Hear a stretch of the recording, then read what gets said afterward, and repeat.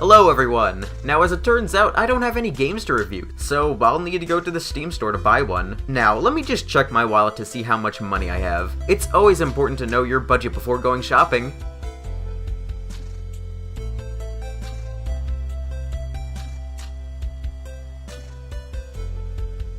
Oh no, I only have $2. This isn't good. Whatever could I buy with only $2? Never fear, young YouTube reviewer, for there is a place where you can get multiple games for the low price of $2. G2A.com! Ah, yes, G2A.com, the website where you can buy cheap game CDs from Russians using stolen credit cards. Whenever I'm in need of a certain game but it's just a bit too expensive, I'll often find myself on this website. However, the website doesn't only sell single games, but game packs. We can get one premium Steam key for $1, or 10 random regular Steam keys for $2. I imagine that premium basically means good, so clearly we're gonna go with the latter option. Welp, now that I have my 10 games, I might as well start with the first game, LUP. When we first start the game, we're immediately met with Made with Unity Personal Edition, so obviously that means we're in for a quality product. That simple splash screen alone basically spells quality. Q-U-A-L-I-T-M.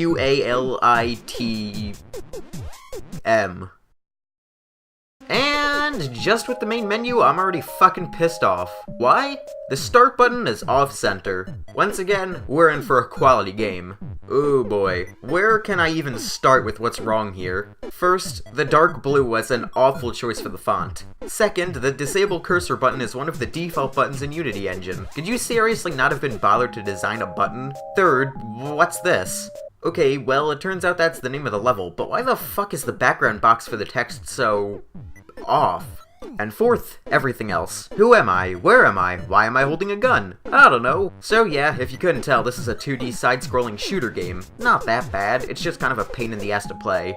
Eventually you meet some old man who's a 3D model rather than a 2D sprite, so that's weird. Also, who the fuck is he? Why can't I kill him? Why is this game such a confusing fuckfest? Anyways, on to game 2, Burgers. The game starts up with a smiling chibi soldier holding a gun, standing on a pile. No, not a pile. A fucking mountain of body parts and guts. Gross. I also get the feeling that this game has nothing to do with burgers. You know, unless we're gonna make some burgers out of that. That's gross. Report the town situation. Captain Hertz, we have been attacked by the locals. What? I ordered no engagements. They attacked on sight. The town seemed abandoned when we first arrived, but suddenly they came out of nowhere. I could barely escaped. Alright, go in there and find out what the hell is going on. Best fucking dialogue award of 2016, holy shit. It turns out that this game is just Castle Crashers but with guns. No, like, really, like, I'm serious. Castle Crashers with guns. Fucking serious, man. Also, remember, all of these people we're killing here, these are not trained soldiers or anything. They're just locals. The locals saw us stride into town, so they all simultaneously decide to bear arms and come fuck up our day. But it's all good. After some awful voice acting, fire, stock explosions, and lots of dead people, we're finally at the end of the level. Look, what is that thing that he is carrying? We've gotta follow it. Hurry! Couldn't have said it better myself. Then, all of a sudden, the setting goes eerie and zombies! Oh my god! I'm done with this game, holy shit. And hang on, this isn't 10 games I got, this is actually 12 games! I got 3 games from a franchise of games called Goo Cublets. So, 12 games for the price of 10? I think? Fuck it, I don't know. Made with Unity Personal Edition.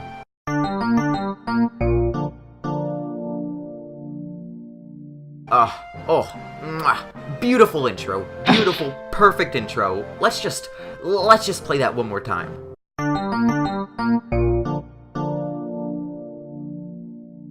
So, Goo Cublets is a puzzle game. You push cublets of goo into boxes. Not much to say about it, besides that I suck at it. Now for Goo Cublets 2.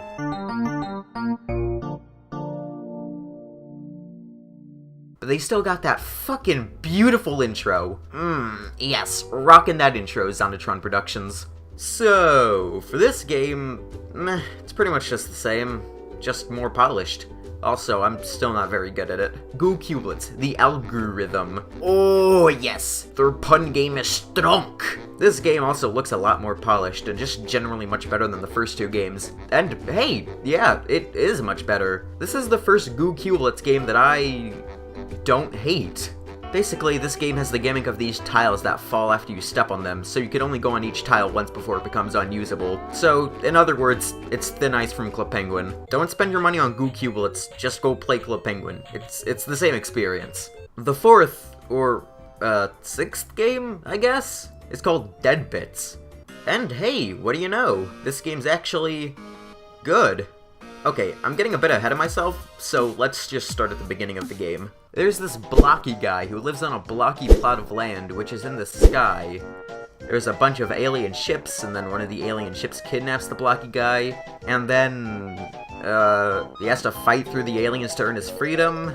Okay, glad we got the story. Now let's get to the gameplay. In each level, you start off in this floating box in the sky where you can pick up the weapons that you get for that level. There are only like 3 weapons though. An assault rifle, a shotgun, and a baseball bat. Yes, a fucking baseball bat. We're reaching Black Ops 3 levels of absurdity here. Basically, in each level, you pick up all the weapons it gives you, kill all the enemies without dying, and then run to the end of the level. Pretty simple concept, but oddly addicting. Also, whenever you die, you get this cutscene. It doesn't actually matter how you die, such as falling off the map or something, because you always get this cutscene of the 3 zombies eating you. Why? Who cares? Next game. The next game is called The Deer. I'm actually pretty excited for this. It has some pretty art. Okay, it was made in Unity. Never mind. Oh shit, this actually looks really pretty. Damn. Oh, never mind. Also, why am I wearing a Santa hat? Why are these squirrels wearing Santa hats? What the fuck is happening? Memory? Play? Okay? Oh, never mind, it's just a shit fucking memory game. Well, there goes any expectations I had. Ugh, that walk animation. It's so terrible. There were no dinosaurs during the Pleistocene epoch. They had become extinct, yada yada yada. Oh fuck, this game isn't gonna try and teach me things, is it? Almost 1,000 years ago, recent research suggests that an extraterrestrial object, including possibly a comet, Why is it that when I fall into water, I automatically get this air helmet thing? Fuck. The next game is called Overcast, Walden and the Werewolf. Also, it has basically the exact same level selector as Dead Bits does. I don't know why, but The game starts, and hey, it actually looks pretty good. It's all sunny and atmospheric, and then the fucking ugly character models come onto screen, and I regret every life choice, and then the game becomes really dark and it just looks like a shitty Slenderman ripoff. I eventually get a gun, and the reloading animation is hilariously bad, and yeah, I'm bored already. Next game. This game is Monsty, but it's actually just shitty Flappy Bird. This game is Make It Indie. Oh great, another Unity Personal Edition game. Set your expectation meters to super duper high, because I don't know anymore. This game contains scenes of tobacco smoking. Remember, smoking seriously harms your health. I'm already aware of that. And it turns out that smoking cigarettes makes your charm level go up. Remember kids, smoking is most certainly cool and super charming. As far back as I can remember, I always wanted to be a developer. Whoa, what the fuck is going on now? Am I playing a video game or watching a documentary about indie games? Minutes, hours, days, years. When the game actually starts, we get to see this guy waking up. Who is this guy? I don't know. You have 1 week. You can develop the game or spend time otherwise. You need to decide what to do. Nightmares become unbearable. Whoa now, we're dipping into edgy territory at this point. Now, we're given a list of things we can do as this man sits at his computer desk probably contemplating what he should do. Read comics, draw something, watch the rain. Let's just work on the game. Choosing to work on the game brings up a minigame where we have to choose the fourth of the pie that all 3 pies on the top have in common. It's as easy as it sounds, and it goes on for, well, way too long. After, this guy wakes up again, I decide to spend the next day watching the cat. Who needs to actually do something productive with your time when you can just watch the cat? Choosing this option just starts a several-minute slideshow of this guy's cat just doing stuff. Like, it's several minutes. Seriously. It's long. Okay, after that, I feel like I need to stop playing this game. Let's just play a game called Endorlight instead. This game greets you with a very aesthetically pleasing title screen and a very vaporwave logo. Well, I guess the only thing I could do is press new game. Well, unless I were to press exit. Holy shit, this game is fucking amazing! Like, seriously! Amazing!